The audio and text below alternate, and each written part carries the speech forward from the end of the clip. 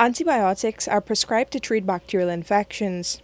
There are concerns that these drugs are being sold over the counter, a practice that is not supported by local authorities because it leads to the misuse of antibiotics and the development of antimicrobial resistance. And the Health Minister, Dr. Frank Anthony, says the government may soon shut down pharmacies selling these drugs without prescriptions.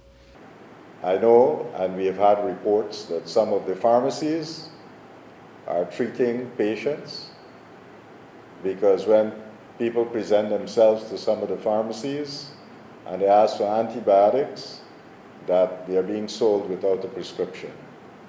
That is against the current laws that we have.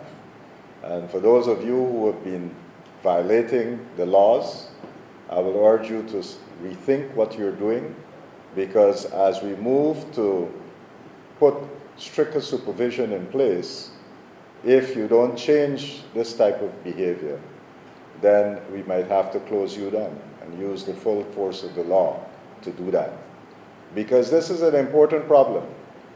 Why is it important? If somebody got a flu, a viral infection, and you're giving them an antibiotic, you're contributing to creating resistance for this antibiotic.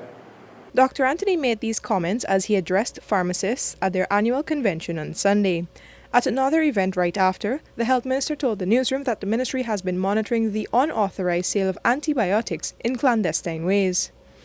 You got some people who would come and try to get, they go and test the system, so to speak. So they appear like a regular customer and ask, and if you're doing the wrong thing, then they'll tell you who they are, and then they'll make a note. We can prosecute. Have you been doing that? No. So that's something that we now have to step up on.